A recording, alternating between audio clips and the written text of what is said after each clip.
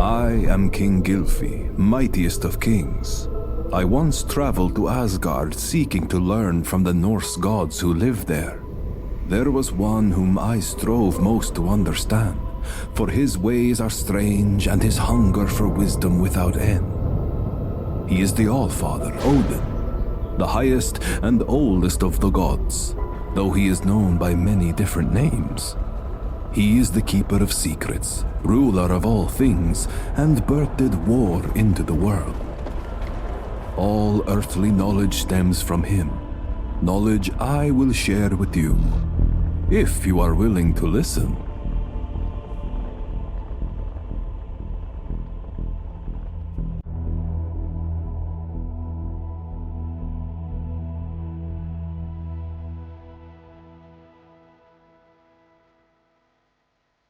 Welcome to Gone Medieval.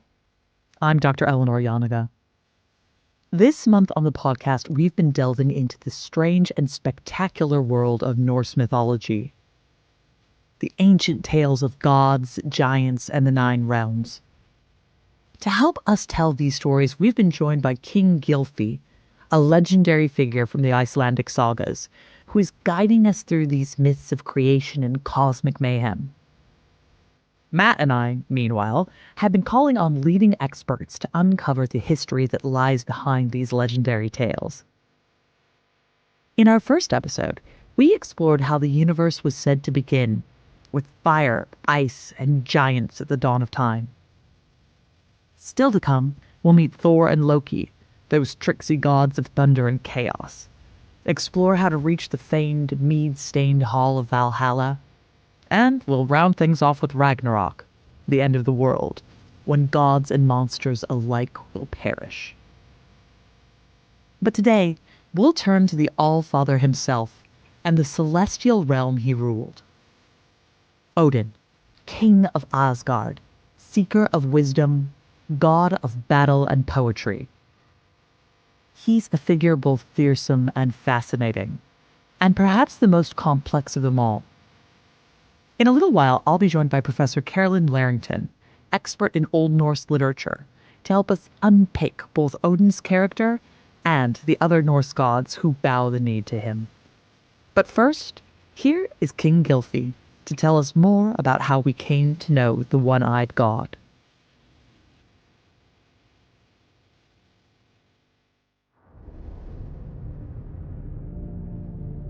On my travels across the stars, I came before 3 heavenly kings in the glittering halls of Asgard. They told me much of the realms above and the caverns below. They said there are 9 worlds, all held in the branches of a mighty ash. Yggdrasil is its name, the world tree.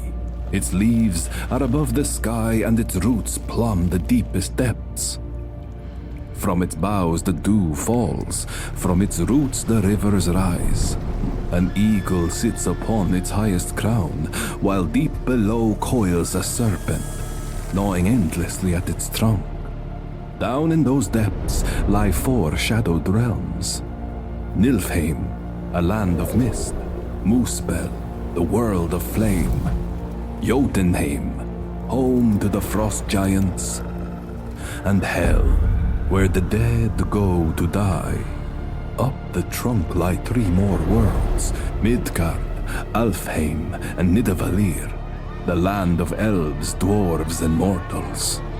Then cradled up top, high among the leaves is where the gods dwell in their splendor. But even here the divine are divided. 2 tribes exist and 2 worlds they own.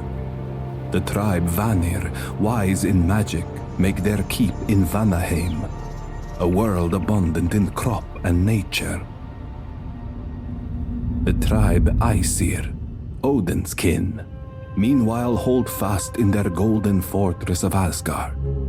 Above and below, flame and frost, gods and monsters, all hang upon Yggdrasil's limbs. The tree draws its strength from an inky black well, whose waters feed its roots and keep it ever living.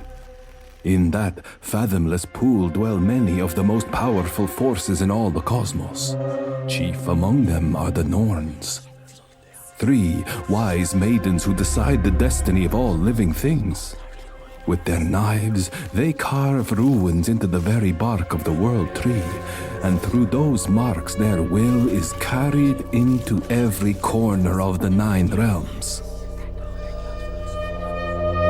But Odin, gazing down from his high throne in Asgard, watched them with envy. A ceaseless hunger for knowledge burned within him, and it gave the All-Father his purpose. He was willing to pay any price to master the mysteries of life and death. Long ago, he had torn out his own eye to drink from a frost giant's well of wisdom. Yet still the Norns and their ruins held power and secrets that even he, the greatest of gods, could not command. Thus, Odin went in search of the power the ruins possessed, but they do not reveal their secrets to just anyone, only to those who are worthy of such knowledge and fearful insight. And so it was that Odin chained himself to the trunk of Yggdrasil, and hung from its branches for 9 nights, peering into the shadowy waters below. His side was pierced by the point of a spear, his body buffeted and battered by the wind. As life slowly drained from his feeble limbs, no food did he eat, nor water he drank for 9 days and 9 nights in the dark. But as agony closed, Odin's mind awoke and the ruins revealed their heart. With their mystery unlocked, his binds did snap, and he fell, shrieking from the tree. He cried, "Then begin I to thrive, and begin I to get. I grew, and well I was, ruins that shall find and fateful signs, that the ruler of gods doth write." The All-Father had gained the power of magic. The world was now his to control. Yet Odin's thirst for wisdom was not still. For in the world there walked another, a goddess whose powers rivaled even his own, Freya of the Vanir, mistress of dark magic and dread sorcery. She wandered from hall to hall, selling her craft for hire, and wherever she went, desire and envy followed in her steps. At last she came to Asgard itself. There the Aesir, struck by wonder at her skills, pressed her for her services. Soon they found their own laws, their oaths of kinship, and their honor undone. For each sought selfish gain from her witchcraft, and when strife and discord rose among them, they cast the blame upon Freya. They named her greedy for gold, and sought to destroy her. 3 times they seized her, 3 times they burned her body in the hall of the gods. And 3 times she rose again. Reborn from the ashes, unbroken and unbowed. As the poets wrote, "The war I remember, the first in the world, when the gods with spears struck down Freya, and in Odin's hall they burned her body. 3 times burned, and 3 times born, oft and again, yet ever she lives." Thus the Aesir came to hate the Vanir. And the Vanir in turn despised the Aesir. And so the first war of the world began. On the host his spear did Odin hurl, and in the world did war first come. The wall that guarded the gods was broken, and the fields of the warlike Vanir were trodden. The Aesir fought with steel and storm, their war cry carried on the winds of Asgard. The Vanir answered with cunning spells and hidden power, bending fate itself to their will. Blow for blow, spell for spell, the struggle raged. Neither side prevailed. and both grew weary of endless strife.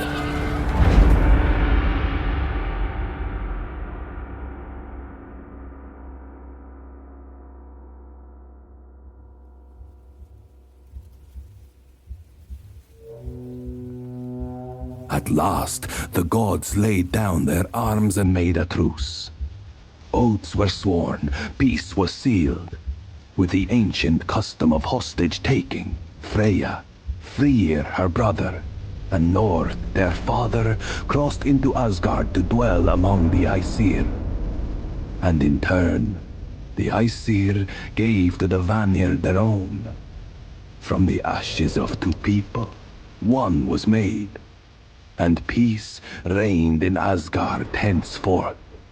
Thus did Odin bind together gods of war and gods of wisdom, though at great cost. For it was he who hurled the first spear and brought strife into the world. He who won the ruins through suffering, and yet set the 9 realms aflame with war. Such is the All-Father, a bringer of knowledge, but also of chaos, a seeker of truth, yet never free from envy and hunger. More I could tell you of this one-eyed god, of his bargains and betrayals, of the many names he bears. But much have you already heard of Odin's rise. To learn more, I have once again sought out the wisest in the land, to help you better understand what I have told.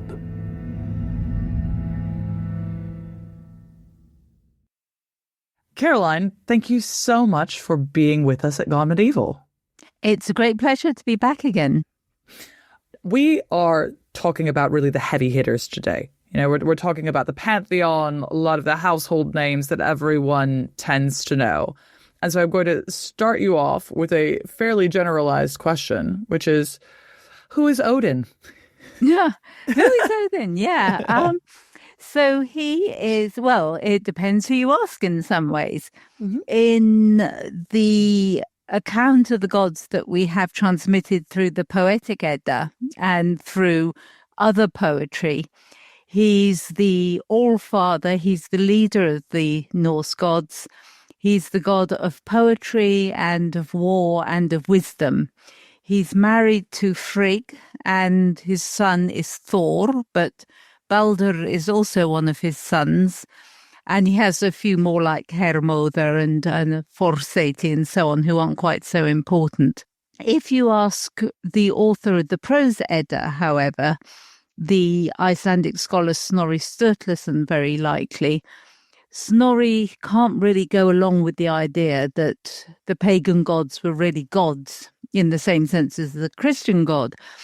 And so Snorri tells us that Odin, along with the rest of the Aesir, the main tribe of gods, is a refugee from Troy. And after the Trojan War was over, you can see how this works.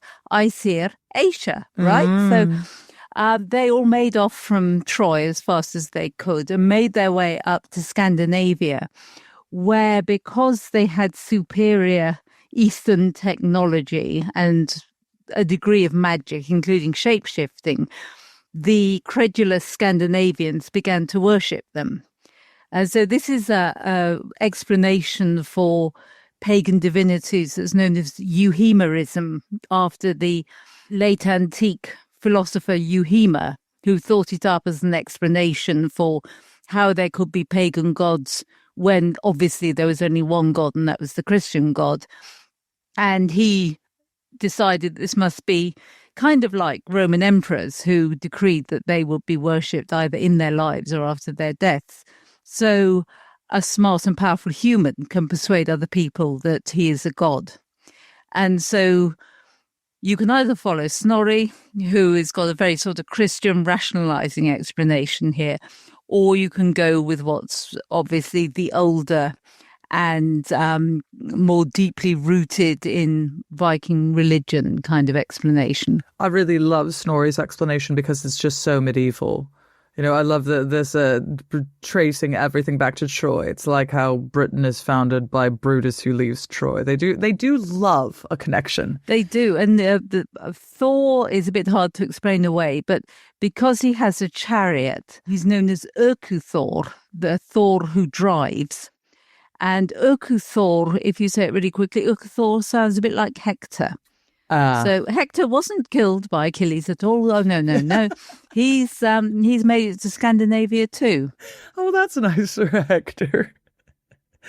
Oh, okay. I'm absolutely tickled by this. Sorry, to kind of drive you into a Trojan direction, but we can put that on one side, I think, for the rest of the conversation. I mean, I will never put that. I will never put that on one side. That's too good. I suppose my next question is, what does the name Odin mean? Is this sort of like a randomly given name, or is there something behind it? It seems to be connected with the adjective óður, which means furious.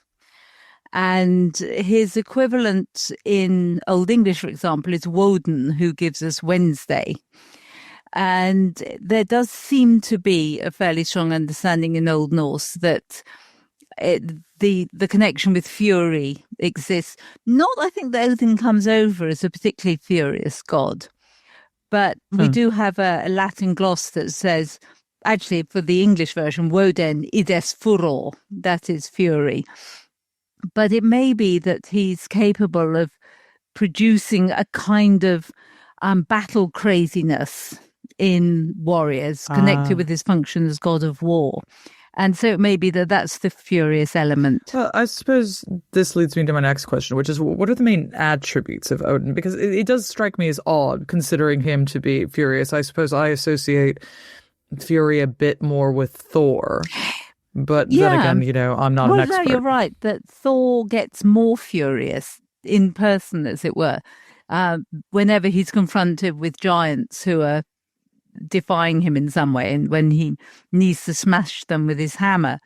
And it's more, I think, as in quite a lot of aspects of the myth of Odin, it's his capacity to induce things in other people rather than necessarily performing behaviors himself.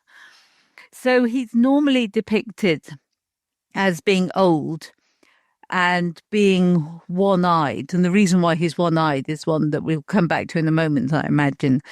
He travels around mankind much more often than any of the other gods, who mostly don't seem to be bothered about mankind. But Odin is a patron of kings. And so he likes to go recruit heroes, promote them to kingship, and then take them off finally to Valhalla when the time comes. And he can be recognized, well, of course, in the myths, humans tend not to recognize him, and it's only a bit later on they kind of think, oh, I wonder if that old one-eyed man with the hood pulled down over his brows or wearing a broad-brimmed hat was Odin. Well, he seems to have behaved in quite a tricksy fashion, so he probably was. But, of course, stories depend on your not realizing that at the time. Obviously. I think that this is quite interesting, too, because he's got this real connection with the world and people. And part of that also is, as you mentioned, he's this god of poetry. And so we have this inspiration not just in a fury sort of way, but also he could be responsible for inspiring men to do great things with literature as well, I suppose. Yes, and he's often invoked by poets. He's the god who poets mention as being the god who gives them inspiration, probably the god that they worship, though that's not always all that clear. And we have quite a complex myth about how the myth of poetry came into being. But essentially, Odin got wind of the fact that the giants had this barrel full of poetry, which they clearly weren't making use of. And it was squirreled away in a cavern below a mountain, being guarded by a giant maiden. And in an extremely elaborate ploy, Odin manages to get access to the mountain. He bores his way in with a kind of auger-like tool, changes himself into a snake, because shape-changing is one of his attitudes, wriggles into the mountain, takes on some kind of form which is presumably quite attractive, because he seduces the girl who's looking after the mead, and she promises him that he can have 3 sips of the mead. But of course, and in some versions there are 3 barrels of the mead, and some it's just 1. But with the 3 sips, he drains the whole lot, turns into an eagle, and takes a quicker way out than crawling back through the passage, and flies off, pursued by the girl's father, the giant Suttungr, also in eagle form. And so Suttungr is chasing Odin, and he's getting closer and closer to Asgard, the home of the gods. And the gods can see that this is a kind of neck and neck race. So they build a huge bonfire in the courtyard of Asgard, and Odin whizzes over the wall. But in his haste, he, as Snorri Sturluson tells us, ejects some of the mead backwards. So he kind of excretes the mead out. And this mead is what bad poets use for inspiration. But he flies over the bonfire and spews up all of the good mead into a huge cauldron where it can be sent off to humans and other gods, the god of poetry, for example. Meanwhile, poor Suttungr is burnt as he flies into the bonfire, and that's the end of him. So the mead of poetry is one of Odin's gifts to mankind, along with the runes, which are the wherewithal for writing down your poems. And this is a very mysterious part of Odin's life, but he tells us that he hanged himself for 9 days and 9 nights on Yggdrasil, the world tree, and doesn't eat or drink in that time. So it's a really grueling ordeal. And at the end of this, he says, screaming, I peered downwards and I saw the runes and I took them. And where the runes came from isn't at all clear in this story, whether they rose up out of the earth. But Odin not only gives mankind poetry, but he also produces this writing technology, which is going to turn out to be so important particularly for memorializing people. Runes are most often used on memorial runestones across Scandinavia. And this is a real integral part of his character, though, right? Is the seeking of knowledge or seeking of ways to express that same thing, which this ties into the reason he lost his eye, correct? That's right. He's the god of wisdom. And so he's interested in wisdom in all its forms.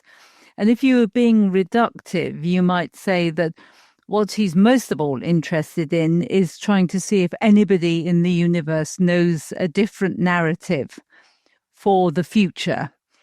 Does anybody know of a storyline, we might say, in which Ragnarok is not going to happen, the end of the world is not going to come? And so Odin goes to speak. He enters a wisdom contest with the giant, which he wins. But the giant confirms the Ragnarok story, and he speaks to various other people, seeresses and so on, to try to find out, is this fate inescapable? And it looks like it is. And Mimir is one of the Aesir who, close to the beginning of the reign of the gods, another group of gods called the Vanir, and that's the group that Freyr, Freya, and the sea god Njörður belong to. The Aesir and the Vanir start a war, which nobody can win, because the Aesir have lots of great weapons, but the Vanir seem to have the gift of resurrection. So after a while, they decide this isn't getting anywhere, and they agree on a hostage swap. Not a hostage in the sense of taking somebody and treating them badly, but rather just, we'll have some of your guys in our society and you can have some of ours, and that will keep the peace between us. And so Mimir and somebody called Heinir, another the Aesir, go to live among the Vanir. But then Heinir comes back again saying, this hasn't gone terribly well on our part, because the Vanir kept inviting Mimir, who is so very wise, and me to our councils. And Mimir would have great ideas, but Heinir just kept saying, let others decide. And so the Vanir thought Heinir was a bit useless. And for possibly out of annoyance, cut off Mimir's head. I would have cut off Heinir's head myself. Personally, but they cut off Mimir's head and send it back to Heinir, with Heinir, to the gods. I imagine with a kind of rude note attached. And Odin is quite disturbed by this head of his friend returning in this way.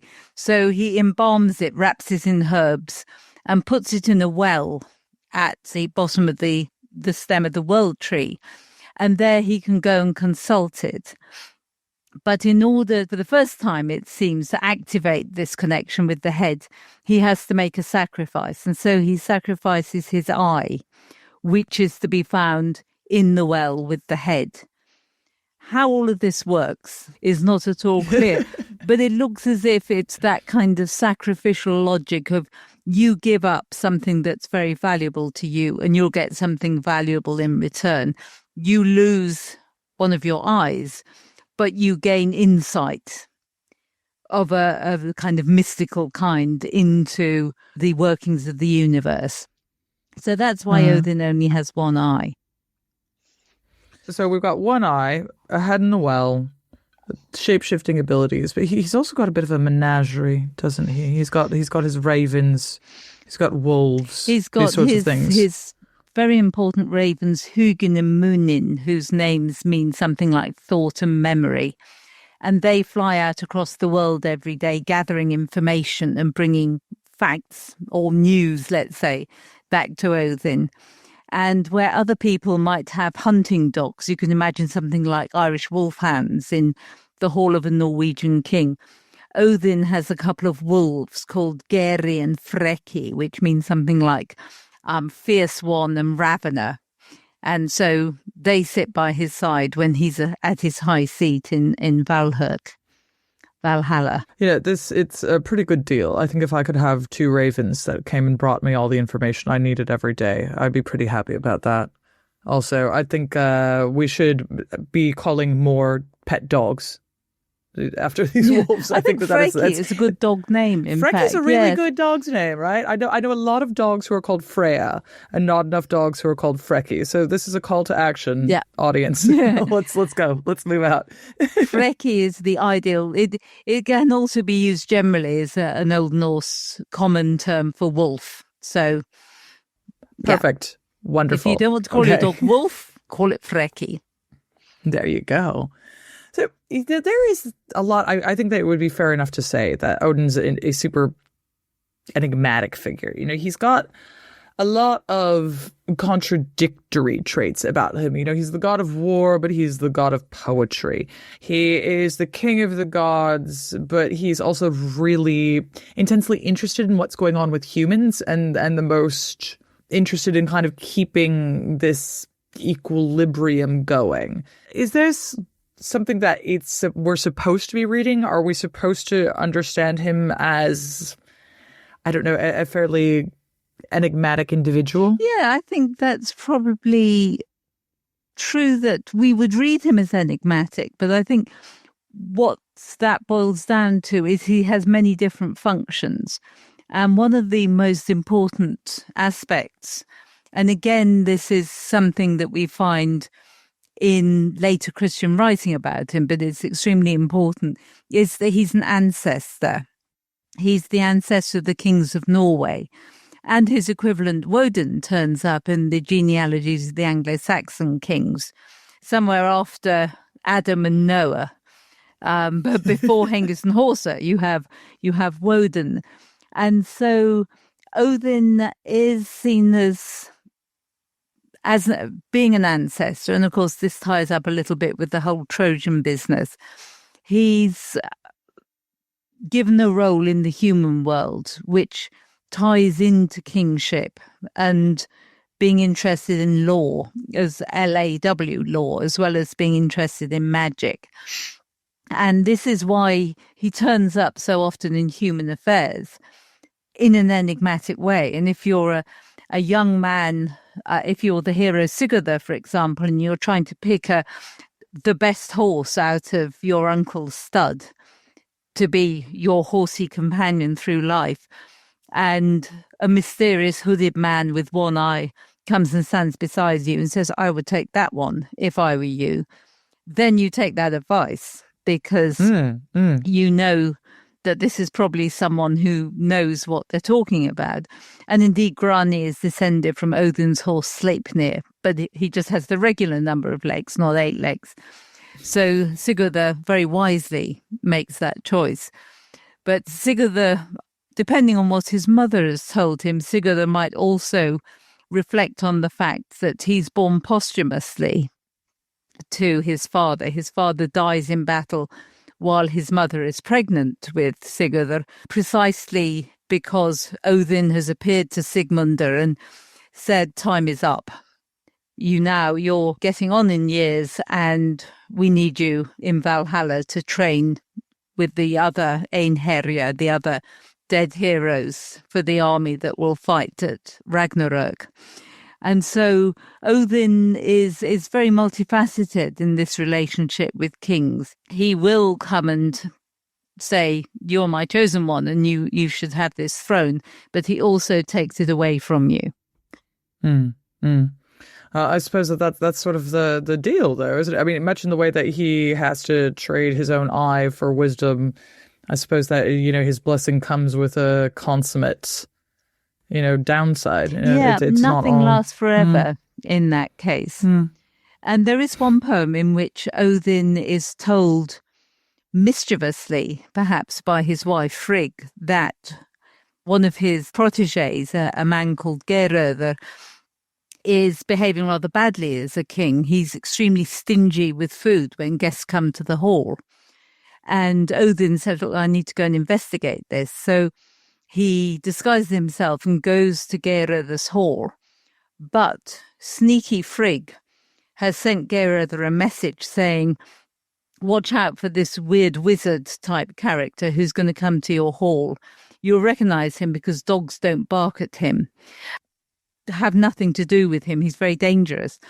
And so when this figure turns up, Geirröður asks him who he is and he won't speak. So Geirröður places him between 2 fires and he sits there for 8 days and 8 nights without speaking, and he doesn't have any food, he doesn't have any drink. It's an echo of his ordeal on the World Tree to get the runes. And then Geirröður's son gives him a horn of mead, and he starts to speak, and he imparts a lot of mythological information about the names of the halls of the gods and the relationships of some of the gods and so on. And then he embarks on this long list of names, because Odin goes by many names, primarily in some ways because he needs to have lots of names to be evoked in poetry, because poetry in Old Norse is alliterative. And so if you want to have an Odin name which will fit in any poetic line, you need a great repertoire of different names.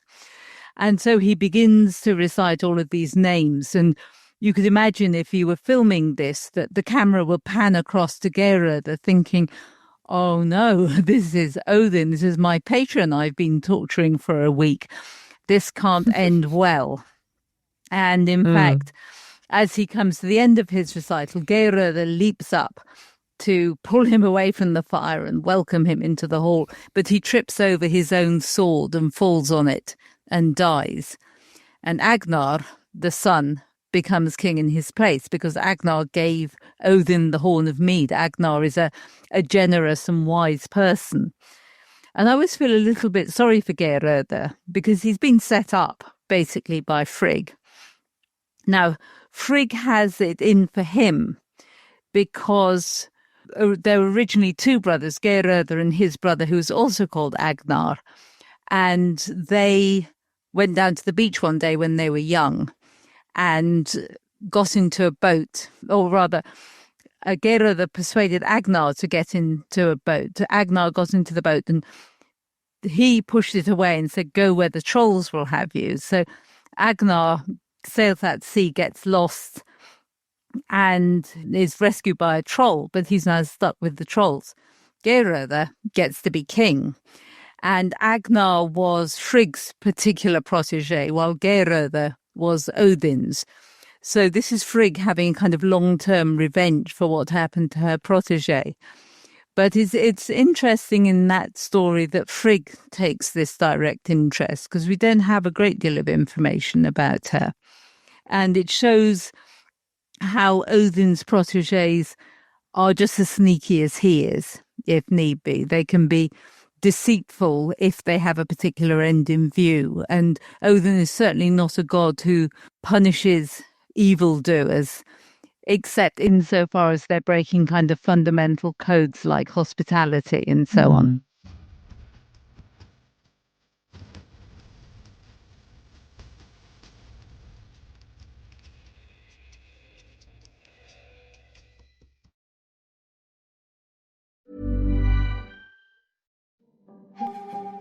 Summer is finally here, but for those of you just like me who are counting down the days until the leaves turn golden, the nights start drawing in, and it's finally acceptable to spend a whole weekend binge-watching true crime in your PJs, After Dark, myths, misdeeds, and the paranormal can transport you there right now, twice a week, every week. Tudor murder, ancient ghosts, Victorian mysteries, our podcast has you covered.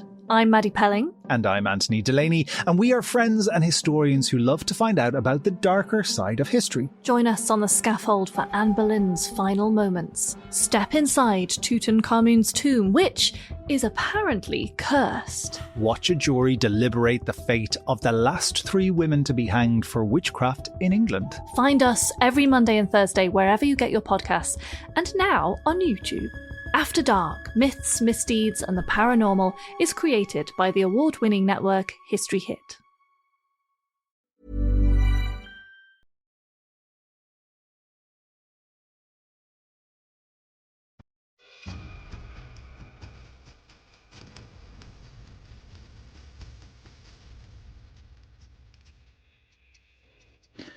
Can we talk a little bit more about Frigg? Because I think it's very easy to get bogged down when we're talking about Norse myths. You can just spend all day talking about Odin and Thor and Loki. And here's Frigg. She's Odin's wife. What are her own particular attributes? Does she have anything that she is the goddess of? Snorri tells us she's the goddess of marriage and of love, but married love rather than passionate, erotic, sexual love, which is Freya's domain. She's said to have a flying coat, which you can use to fly between worlds. It's a kind of, turns you basically into a falcon, but she's never said to use it. And really, we don't have very much information about her at all. We see an intervention from her when Odin and Loki are talking about events in the distant past, when they seem to have both sworn blood brotherhood with one another and to have shared in the practice of the slightly disreputable magical practices known as Seidr. And as they're talking about this, Frigg says, it's best if you two don't talk about the things that happened in the bygone days. And as readers of that poem, we find ourselves going, why not? We want to know. What did they do? But Frigg is very wise and all-seeing. And her most important story in Old Norse is when the god Balder begins to have bad dreams, which anticipate his death. And so after Odin has been down to the Hall of Hell and said, why is Balder having these dreams about death? And Hel says, well, because we're expecting him any day now. We're brewing the beer. We're strewing fresh rushes on the floor for him. Odin goes back and reports this, and it's Frigg who decides that the way round this is to get everything in creation to take an oath not to harm Balder. And so she goes around asking the rocks and the trees and the stones and the weapons and everything you can think of, except for, as it turns out, the mistletoe. And then when Loki in disguise comes to have a chat with her, pretending to be an old woman, and says, "Did you really ask absolutely everything?" And she says, "Oh, yes, but I didn't bother with the mistletoe. It's so slender and flexible. That's not going to hurt anybody." And so Frigg has this foresight that allows her to make a plan to save Balder. But she also makes this mistake of admitting that there's a tiny flaw in it. And when Balder does die, she promises all her favour to anybody who can go down to hell and negotiate to get him back. And one of Odin's sons goes off and comes back and says everything will have to wait for Balder. So it's Frigg as protective mother, which is the most important aspect of her story, I think, that's preserved in the Norse myths.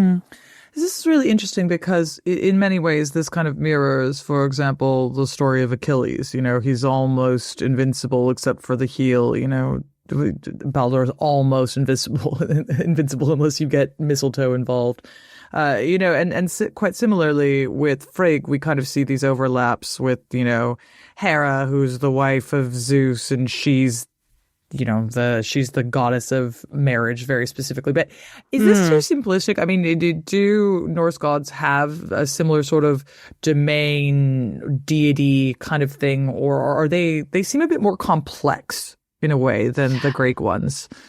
I think it's partly because we know quite a lot less about them than we do about the Greek gods. Because what we know about the Greek gods is not only a whole huge corpus of stories about them, but we also know quite a bit about the rituals with which they were worshipped, the idea of sacrifice, what kinds of beasts you would sacrifice, which myth was connected to the origin of that ritual, and so on. So we have a much more complex picture of Greek myth.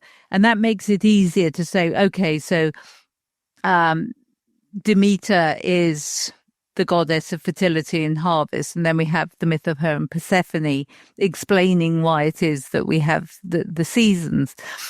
But with the Norse gods, there may have been, in fact, there surely was much more information which explained their functions. And there would have been a whole kind of raft of practices that people use in order to worship the gods. And there will be presumably particular things you would ask the gods for. And we can certainly see at least that the poets are invoking Odin for their inspiration. Farmers and seafarers in particular are invoking Thor because he's the god of weather. And therefore he has a fertility function as well as making the seas possible to cross.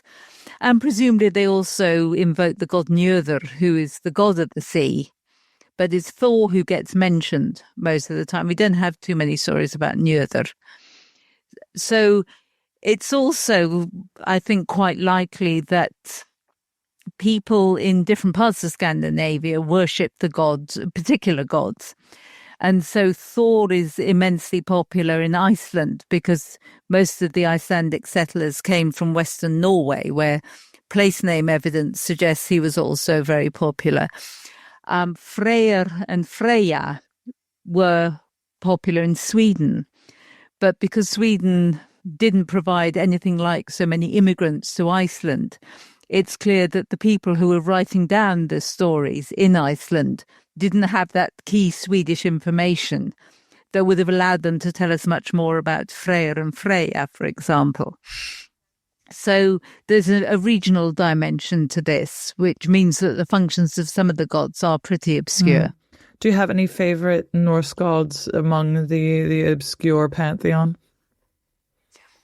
Well, I always kind of like Skadi, who starts life as a member of the giants. And she is the goddess, so Snorri tells us, of skiing. Not that I go skiing ever, but her domain is in the mountains because she's a giant. And when her father Thiazi is killed through the machinations of the gods, he has kidnapped, it has to be said, Thiazi ends up kidnapping Idun, the goddess who has the apples of eternal youth. And once those apples have passed into the power of the giants, the gods all start aging and getting very unhappy. And so Loki, who helped Ethan to get kidnapped in the first place, is charged to go and get her back. And so he goes to get her back successfully, but Thiazi is killed in the process. And when Skadi finds her father has been killed, she puts on her war gear and she marches into Asgard and says, I want compensation for my father. And the gods say, well, what would you like? And how about if you marry one of us? And Skadi, who seems to have a thing for the god Balder, says, yeah, okay, I'll certainly accept one of you as a husband. Then the gods say, well, you can choose your own husband, but you must choose him by his feet. So all the gods go and stand behind a sheet, essentially, and poke their feet out to the bottom. And Skadi looks at all these feet and decides that the cleanest and whitest must be those of Balder. So she says, well, I'll have this guy. But these feet turn out to be the feet of the sea god, Njörður. Because obviously, if you're a sea god, you will have clean feet. And so she has to marry Njörður, and she's not very pleased about this. And so she's not going to go through with the marriage, and she's not going to settle for the death of her father. She says, unless somebody can make her laugh. And so Loki volunteers to do this, and they get a goat with a long beard, and he ties his testicles to the beard. And the goat pulls in one direction, Loki pulls in another. And so we're told nobody could decide who was screaming the most. And as this is going on, he falls into Skadi's lap and she starts laughing too. So now she has to go through with this deal and marry Njörður. But the marriage doesn't last because of irreconcilable differences, if you like. She's the goddess of the mountains. She likes to be up in the mountains. He's the god of the sea. His palace is by the seashore. And she says when she's in his palace, she can't sleep because of the noise of the seagulls. And he says when he's in her hall up in the mountains, he can't sleep because of the howling of the wolves. So they go their own separate ways eventually. And she marries somebody else. I like this because we have these real differing domains for all of these varying gods, which I suppose brings me on to my next set of questions, which is about, I suppose, the topography of deities. Because I was going to ask about Asgard. You know, this is kind of the place that I imagine the gods living, but the gods are everywhere? Is that right? Well, Asgard, if you like, is the whole domain of the gods. So we could think of it as a kind of country where the gods live, or where the Aesir gods live. The Vanir gods live in Vanaheimr, which is somewhere else on the same kind of horizontal plane, we might imagine. But within Asgard, as it might be within Norway, each god has their own territory. And so they have differing names. And within the territory, the god has a principal hall, again, as a Scandinavian chieftain would. So it's that kind of model of land holding. And so although Odin is the king over, or the lord over all of Asgard, as the chief god, his main hall is Valhalla, where he entertains the dead heroes. But he also apparently goes to drink with Freya in her hall from time to time, because Freya owns half of the dead with Odin. And we might imagine they sit there drinking and divvying up the dead after every day and say, you take that one, you take that one. And her hall is called Sessabekkir, sunken benches, which makes it sound like it might be underwater, but we don't know any more about that. Yeah. And so the gods do have lots of different territories and some halls with quite speaking names, but quite often names which are associated with light and beauty.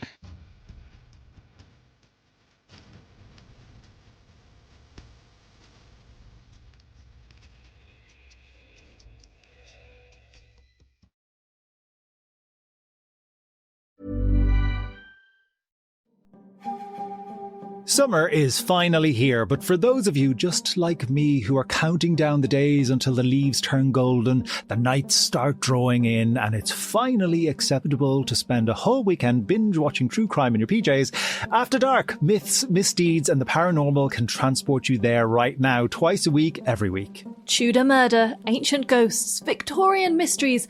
Our podcast has you covered. I'm Maddie Pelling. And I'm Anthony Delaney, and we are friends and historians who love to find out about the darker side of history. Join us on the scaffold for Anne Boleyn's final moments. Step inside Tutankhamun's tomb, which is apparently cursed. Watch a jury deliberate the fate of the last 3 women to be hanged for witchcraft in England. Find us every Monday and Thursday wherever you get your podcasts, and now on YouTube. After Dark, Myths, Misdeeds, and the Paranormal is created by the award-winning network History Hit.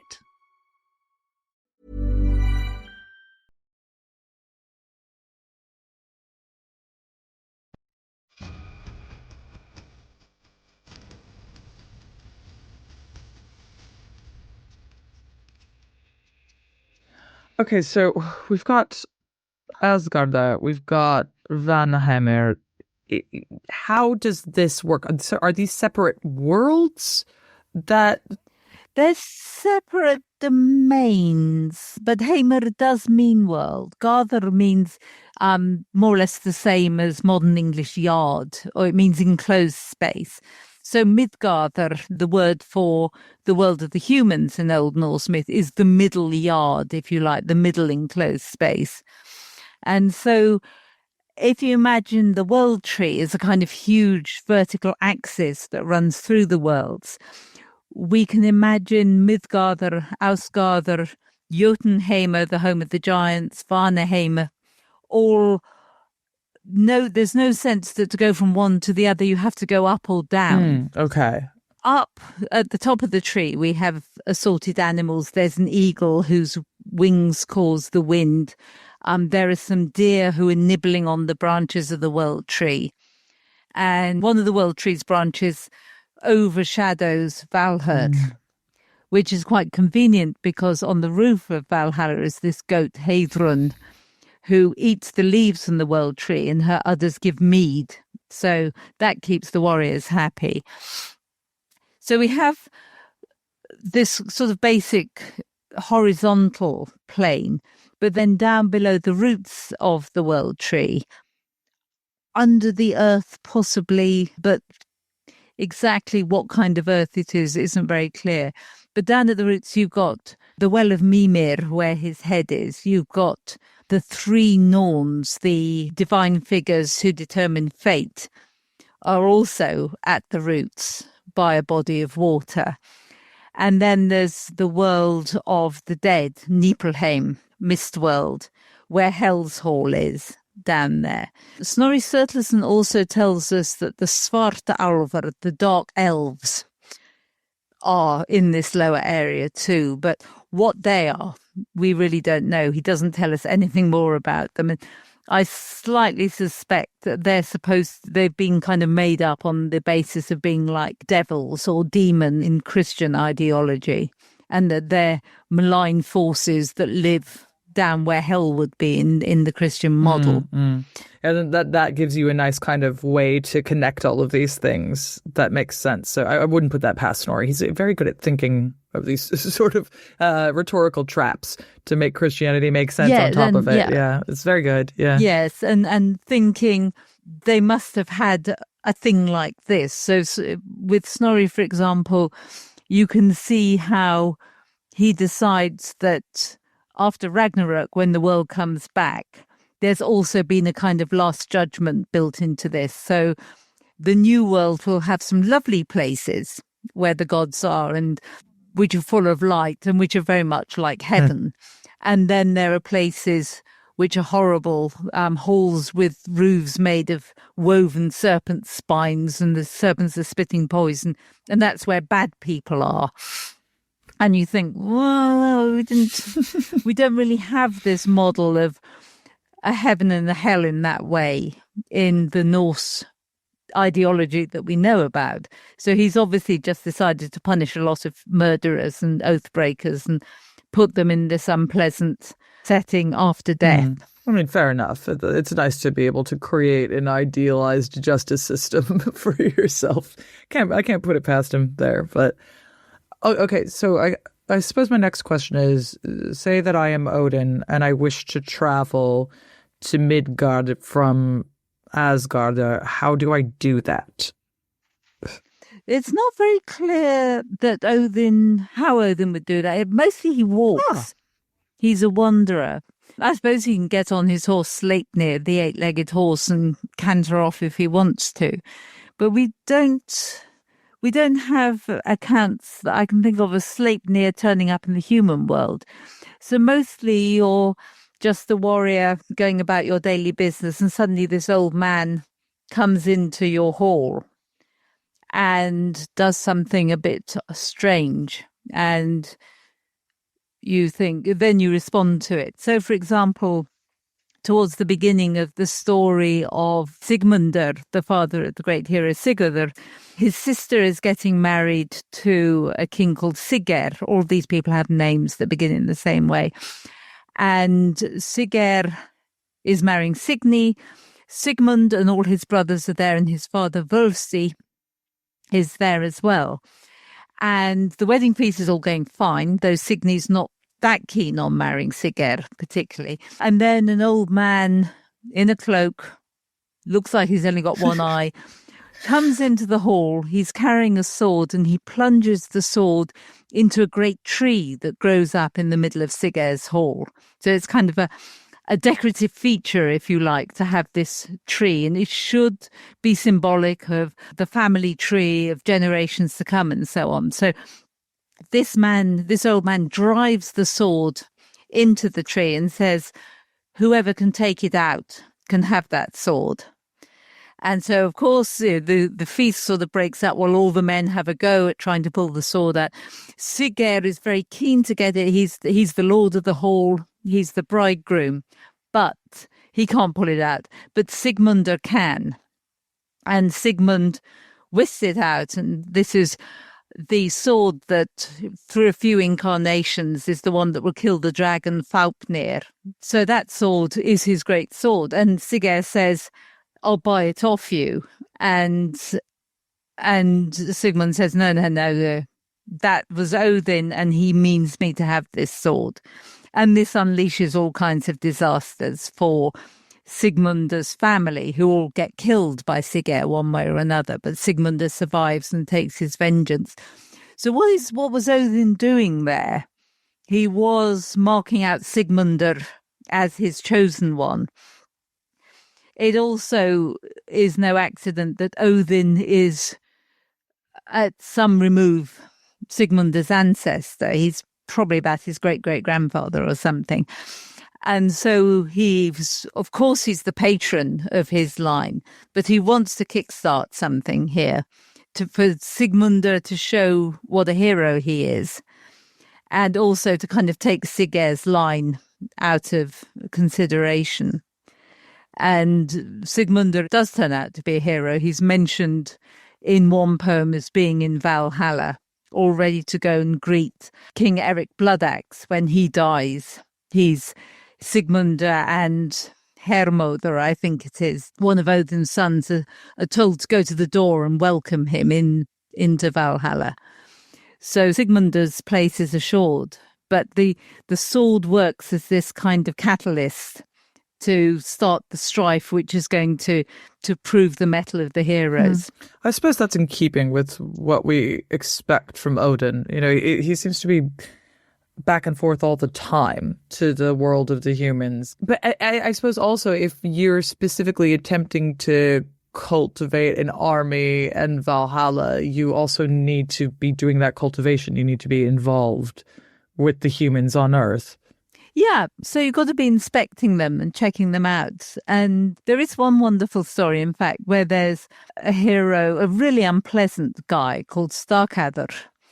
And he is a sort of brutish fighter, but he's had a difficult childhood, to be fair, but he's attached to a king called Vikar.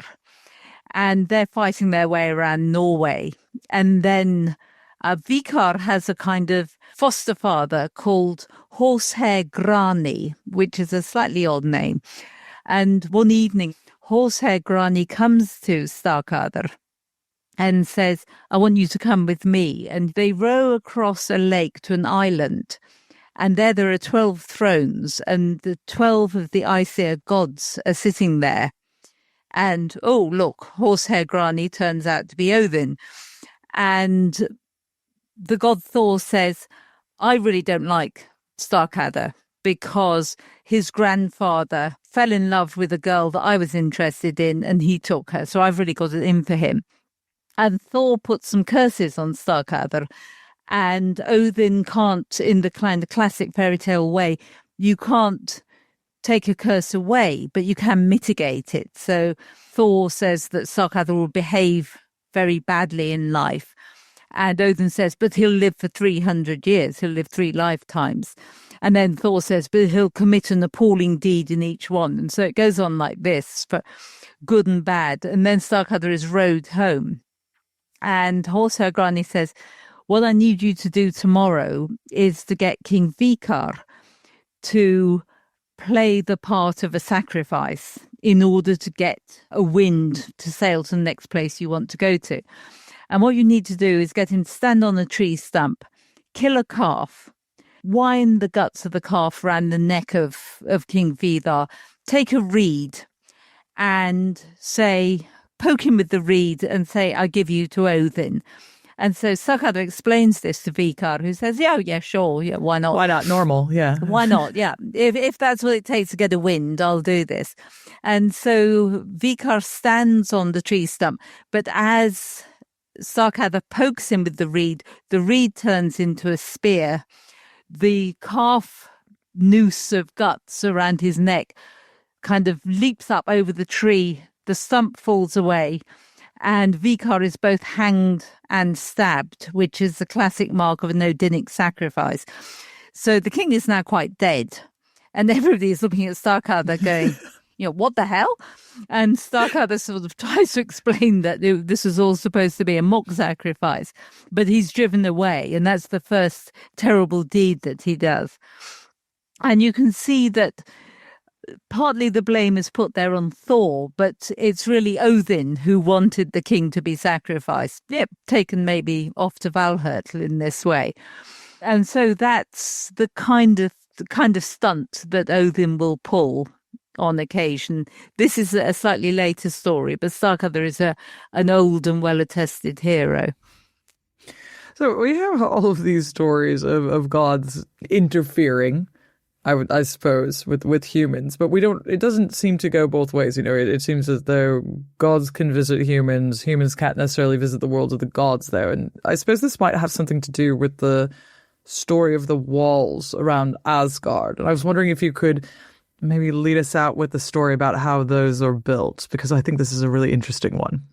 It is an interesting one, and it goes back to that war that I talked about earlier between the Aesir and the Vanir. So assuming that Asgard had walls in the first place, which isn't very clear, now the walls have been destroyed in this battle. And so the gods need a new wall to be built around their territory. And along comes a person who says that he's a master builder and he can build them wonderful new walls in 3 years. And if he can do that in that space of time, the only reward he wants is the sun and the moon and the goddess Freya. And the gods think this sounds a bit doubtful. They don't ask Freya, as far as we know. But they say, no, we're not going to go with that. But if you can do it in half a season, so over a summer, all by yourself, then you can have Freya. Forget the sun and the moon. Because he obviously looks like he knows what he's talking about. And the builder says, can I have the help of my stallion to pull the stones along and help me gather the material I need? And the gods think this sounds quite reasonable. But when only a couple of days remain till the end of the summer, when winter is on them, they realize that the walls are going up at an incredible rate, and the master builder is going to fulfill his contract, and he's going to take Freya. And so they say to Loki, you need to get us out of this. It's not clear in the versions we have that Loki sort of recommended this guy, but it sounds quite possible. And Loki says, okay, leave it to me. And so that night, as the master builder is working, a rather attractive young filly appears on the edge of the forest and whinnies to the stallion, who whips around and disappears off into the forest with the filly. And the master builder realizes that with the loss of his stallion, he won't be able to complete the contract. So he falls into a giant rage, the sources say. And at that point, the gods go, ha, he's a giant. And Thor turns up and whacks him with the hammer. And so the master builder is killed. So on the one hand, they've got a pretty well complete and very good wall without having to pay for it. And if you know your Wagner, you'll see that this is kind of the plot of Das Rheingold, the first opera in the Ring of the Nibelungen. But they've also broken the oaths that they gave to the master builder in the first place, because they made a contract with him. They circumvented this contract through Loki's behavior, and now they are forsworn. And in some readings of Norse myth, it's this first act of oath breaking that kind of dooms the gods. They're now locked into this constant enmity with the giants, which is in the end going to culminate in Ragnarok. Now, that might be a bit kind of too direct an idea of cause and effect in some ways. I think mythology is usually more complex than that. But the other outcome of this, of course, is that Loki comes back after a while, leading this 8-legged foal with him that he has apparently given birth to. And that is Odin's horse Sleipnir, who is the best of horses, we're told in some poems. And that points to Loki's extraordinary role as being the queer god, the one who is capable of switching genders, of giving birth even, and of giving birth to an animal. And so that story about the master builder tells us quite a lot about the moral dimension of the world in which the gods of Asgard and Odin as their leader kind of exist. Yeah, because it's important for everyone to actually keep their oaths. I mean, I think that this is it tells us a lot about how society functions and what matters as a general rule of thumb. Like, well, yes, it's possible to circumvent your oaths, but it even causes problems for the gods when they attempt it. So a lesson for all of us men, I suppose. Yes, and of course, in an oral society where you don't have written contracts, how can you deal with any other humans in your social group if you can't trust them to keep their word when they say that they'll deliver you the sword on Wednesday, or they will turn up in 3 weeks' time with 50 men to support you to do whatever it is? So that the fundamental nature of oaths in that society is kind of reinforced by this delinquency on the part of the gods. We'll have that story in one poem, and we have it in Snorri Sturluson as well. And it is that story of the master builder who comes and makes you a brilliant offer to build something that you want.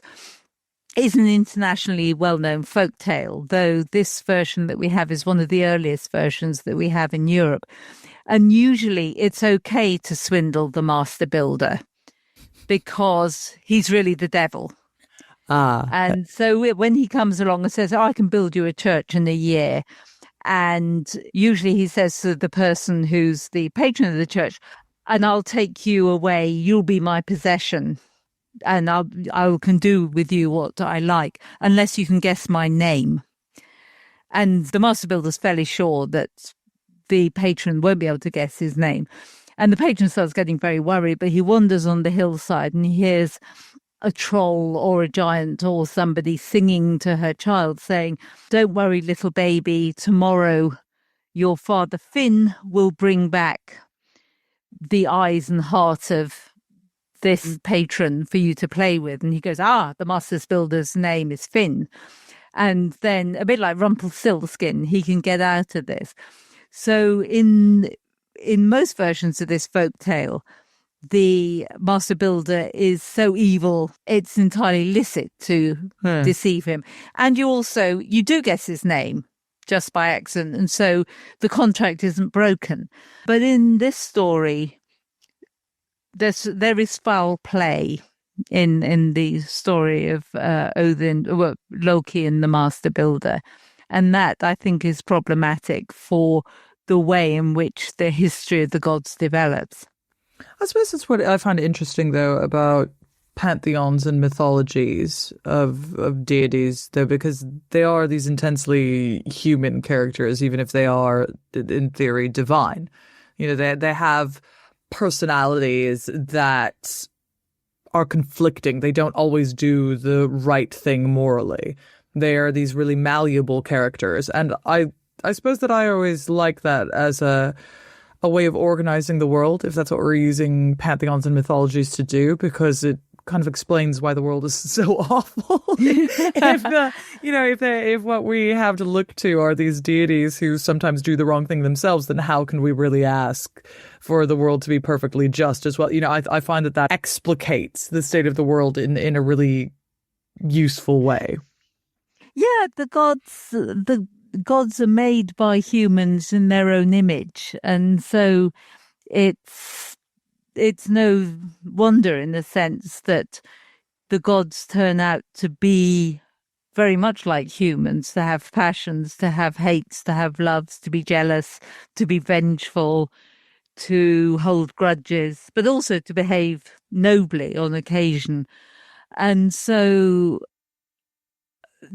particularly in the kind of story systems that grow up about them, just having God sitting happily and peacefully, just going, I wonder if a human is going to sacrifice to us today. Oh, yes, they have. Oh, good. Yes, you can have luck in battle. That's not going to generate any stories for people to tell. And so you have to have, I think, this kind of very varied palette of personalities among the gods in order to generate the kinds of mythological stories that humans can not only enjoy, but also learn from. Well, Caroline, thank you so much for coming on today to share so many of those stories with us. It's been a great pleasure. Thanks once again to Caroline for joining me. And thank you for listening to Gone Medieval from History Hit. If you haven't already heard our first Norse Myths episode about the creation of the world, do go back and listen to Matt's Friday episode. You won't want to miss it. Remember, you can enjoy unlimited access to award-winning original TV documentaries, including my recent film, The Medieval Apocalypse, released weekly, and ad-free podcasts by signing up at historyhit.com/subscription. You can follow Gone Medieval on Spotify, where you can leave us comments and suggestions, or wherever you get your podcasts, and tell all your friends and family that you've gone medieval. Until next time.